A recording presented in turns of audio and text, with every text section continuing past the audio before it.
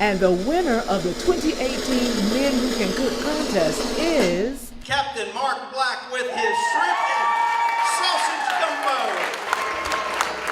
Captain Black is the superintendent of Fishburne Military School. Very rewarding, very humbling, because I've got to sample a bunch of the offerings out there, and I thought they were spectacular. Now he has bragging rights of winning the annual cooking contest, at least until next year. There's a lot of better cooks out there.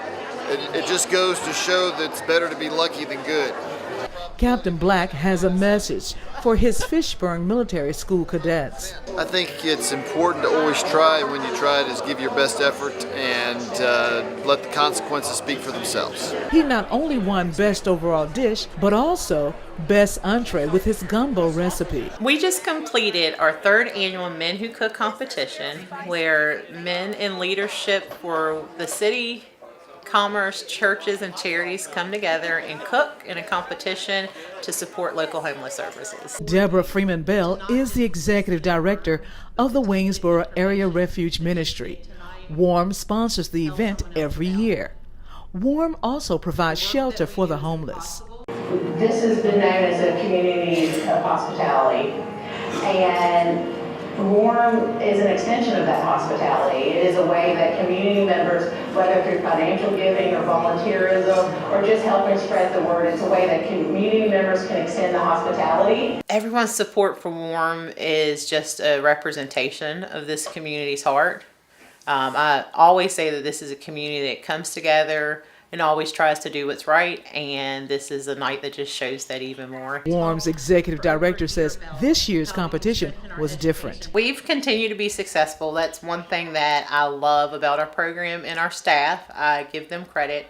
We continue to maintain 75 to 79% success rate at Ruth's Warm House and families moving into transitional housing, which is often unheard of in programs such as ours.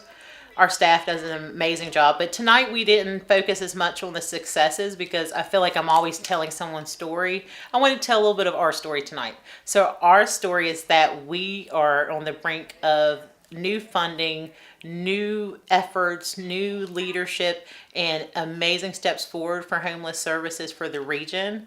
And I wanted to make sure that our attendees heard about that and learned that we are focused on housing people, not just putting them in a shelter. We're focused on making sure there's a permanent roof over people's heads and then making sure that they stay under that roof long term. I questioned her about the enormous turnout.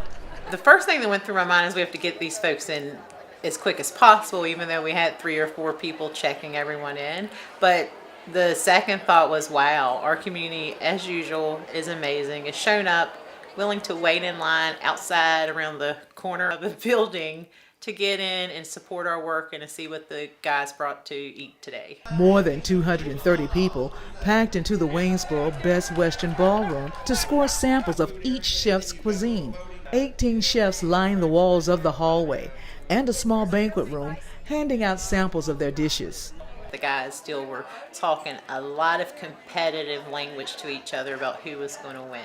I got a chance to speak with some of the chefs before the winning announcements, including the winner, Captain Black, who served his gumbo over red beans and rice. Probability of me winning tonight, I said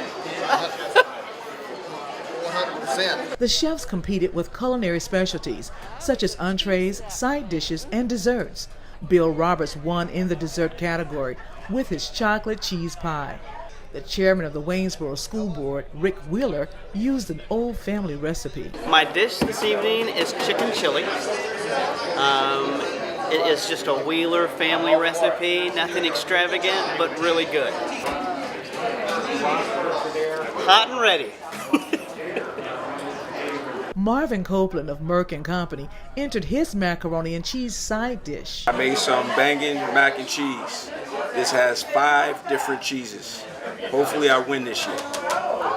And this is a really good thing the Warm Center does. Copeland walked away winning in the best side dish category with his mac and cheese. Waynesboro Sheriff Joe Harris entered with his wife's recipe of chicken taco soup. Of course, chicken and pinto beans, pork and beans, black beans,